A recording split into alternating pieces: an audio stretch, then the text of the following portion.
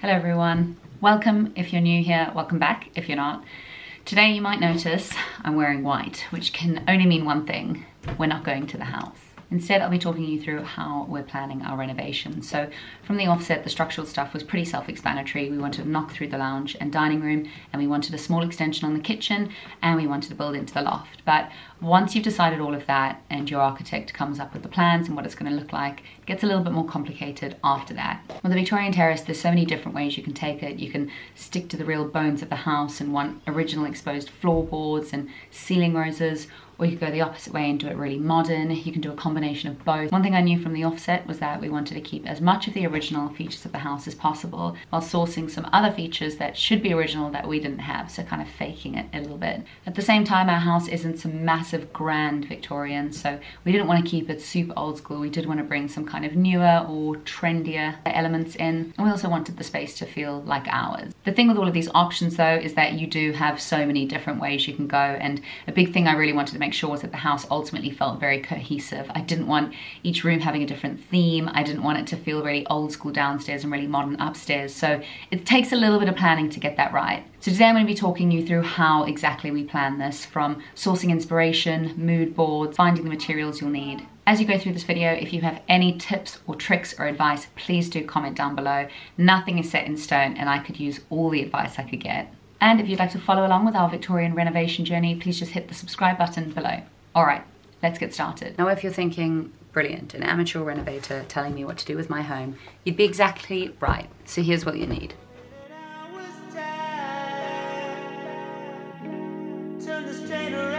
So the first thing you're going to want to do is get into the room, and you're going to measure everything up. So here's one I prepared earlier, but I'm going to draw one with you and talk you through it to understand what you need to know. So here's our expertly drawn room. First things first, where's the door? So what I did was measure the one side of the room to the door, which was 61 centimeters. And then you're going to want to measure the width of the door and how far it goes. Here's my door. This is 87 centimeters. Then coming down, understand how long is left on the opposite side of the room. 123 centimeters. Now, any additional important points. So you're going to want to make sure that both sides of the room are even. Here, I've got my window. This was 76 centimeters, this was 77 centimeters, and this was 119. Is there any important infrastructure you need to know about? We have a chimney breast running down the middle of the left-hand side of the room. This was 122 centimeters wide, and it was 31 centimeters deep. To understand what can fit on either side, I knew that this was 84 centimeters. This was 70 centimeters. Then you want to measure the entire room, 2.76 meters. Then you want to measure the entire room the other way, 2.71 meters. We measured this wall, it was the same as this wall, and we measured this wall one time, it was the same as this wall. So once you've got your measurements up, you want to understand what's going to be possible with the space that you've got. So there's a few things you need to think about, and it's waste pipes, plumbing, and for us, the boiler. The boiler has a flute where the steam shoots out, so we know that that has to be on one of the outside walls. Our options therefore are this corner or all the way down this wall. After your boiler, you've got your waste pipe. Our waste pipe already runs along this wall here, and so it's actually a lot easier to leave it where it needs to be. So we know that we want our toilet running along this wall as well. Wastewater is a lot easier to have a small pipe boxed in, so we're actually able to have that pretty much on any of these walls. So to summarize, a requirement is that the boiler has to be on one of these walls, the toilet has to be on this wall, and all of the other appliances can be wherever. Then you want to understand your space and what else can go where. First thing I'm thinking of is the bath and the shower. I want to have a separate bath and shower, but looking at the dimensions of our bathroom, I'm not sure if that's going to be possible. So first thing I'll take a look to see. I know I want a clawfoot tub. I'll just open up a link on a website I recognize, and then I'll find the dimensions. Here I can see the average bath is going to be about 75 centimeters wide and about 1,750 long. What I can see here is that this corner, and this corner are all above 75 centimeters, and this corner isn't. So we could probably have our bath running down here, running down there, running up there, running along here, or running along there. Then I want to take a look at showers to understand how they'd fit. Again, I'll just kind of click on a website I recognize. take a look at the shower and realize 1,600 by 800. Here you've got a walk-in shower, which is the kind of thing we'd want to go for. Pretty quickly I've worked out if the bath is about 1,800 and the shower is about 1,800, you're looking at about 3.6 meters of shower space. Given the lengths and the widths of the room, I know technically we could make it fit. I'm starting to feel as though a bath shower is going to make a bit more sense. So what I'll then do is take a look. I know I want a clawfoot tub, so I'll keep that in there. And I'll just open up one that looks like something I would go for. Again, just taking a look at the dimensions. And I can see here the width runs from 755 to 775 and the length is about 1.45. With the plumbing behind it and the ceiling on the side, I'm just going to say 780 by 1,500 to be safe. So then we go back to the drawing board. 780 means that I can't have the bath here or here. I also can't have it here. So this is pretty much the only place I can have it. I could technically also have it running along here or running along here, but then the glass would interfere with this window here and I just don't think it would look very good. So from there we kind of get the sense that this is exactly where the bath's going to go. So now just for anything structural, we do know that we will now be removing the chimney breast. So this will now be a flush wall. And we know that we want to keep the window the exact same size. 1.2 meters wide, I think is a little bit wide, but we certainly don't want to make it any narrower. It's a south-facing house, so it lets in so much light and we want to keep that window as big as possible. So now, we know where the boiler needs to go, we know where the toilet needs to go, we know where the bath needs to go. Pretty much everything else is flexible. I'll do a rough drawing of this and then I'll look online for some inspiration so we can start to understand exactly what we'd want the bathroom to look like. Now, this is where the fun begins. I love Pinterest and I love looking for design inspiration. So now that I've got the idea of my bathroom, what can and can't go where, I'll start looking at other bathrooms to bring this all together. And just click on anything that looks good or offers some inspiration and I'll start to build a board. After this, I'll look at my board, and what I've given myself here is kind of a mix of everything that I find inspirational. And I can start to identify trends of things I keep being pulled back to. So some examples are that it seems I'm really into dark cabinets, and I think I also want the bottom of the bath to be either dark or a color. Clearly I'm loving this crystal style shower glass, as you can see them all here. This really caught my eye. I absolutely love the daisy pattern on the floor over here. I also really like the idea of splitting the bathroom in half and having half a darker color and half tiles. But I think overall I like the idea of white walls and a white finish. Funnily enough, this pattern floor is in a lot of pictures, but by seeing them all together, it's quite interesting because I realize I don't think that that's something I like. And yeah, I'll just continue kind of identifying things I do and don't like, and then I'll begin making a mood board. I think a mood board is so key because it allows you to see all the different elements you're thinking of all in one place. I think it's really good because sometimes you'll pretty quickly see that something you're thinking of simply doesn't work, and other times you'll find that things you're thinking of work really, really well together. So the way I start a mood board is just by getting a blank space and anything on that Pinterest board that I absolutely love, I'll take some screenshots of and drag them on.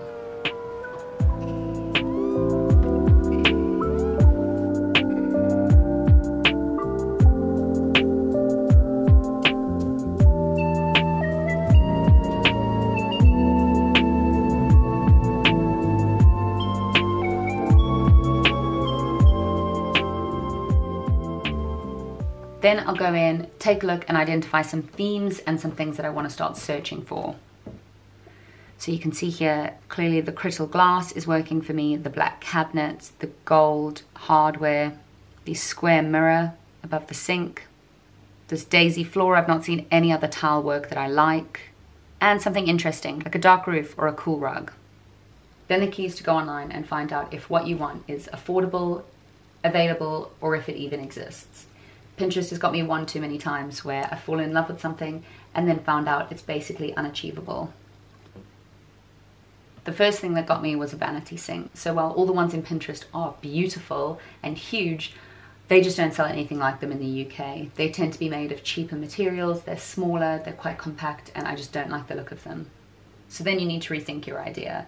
Usually what I would then go on to is looking at a freestanding sink and some really nice storage to put to the side. But if you saw in my last video, I'm pretty set on upcycling some cabinets we've currently got in our kitchen and turning them into a sink. So that will be another video, but at least I know what I'm doing with the sink. As I explained earlier, with the space in the bathroom, I think it's best just to get a combined bath shower so that the room can feel a lot more open. I know I love the look of a clawfoot tub, and I know I love the look of a crittle door. So I'll look for something that has both and see how that looks. I found it pretty much immediately on Victoria Plumbing, but I'm not gonna lie to you, I'm not sure how I feel about it. By scrolling just a little bit down, I think I definitely prefer the look of a bit more of a plain one. After looking around for a bit, I realized that not too many bath showers come with a colorful bottom, so it's probably going to have to be white. And as a result, I'm probably just going to keep exploring the Crittle shower screen version just to add something a little bit different for now. When I clicked in, I saw that you could get a 1.5 meter or a 1.7 meter version, and because we're combining the two, I definitely think we'll go for the bigger one. We're going to need a cupboard to house our boiler. Now, because the cabinet we're going to be upcycling from downstairs to turn into our sink is a shaker style unit, I'll just look at a shaker style cupboard to go with that as well. Here's where I go a bit rogue. I don't really know what I'm looking for, so I'll probably go for full length bathroom cabinet. And here I can immediately see there's a lot of different versions, so we won't have any trouble sourcing anything like that. Now this is where Pinterest fools you. So this floor over here is absolutely stunning, but when you start to look into it, you do find some that have a similar print, but what becomes apparent pretty quickly is that there's not much on the market, and if your search result doesn't yield something pretty quickly, I think we're gonna have a tough time finding it. I'll look onto the one website that does have it and just get an idea of cost. So each sheet is 26 centimeters by 30 centimeters, so that will be 0.26 meters times 0.3 meters, 0.078, and then we just want to find out how much surface we'll need to cover. So that's 2.71 times 2.76. That is how big our bathroom is, and each one covers 0.078 squared. So we'll need 95 of those.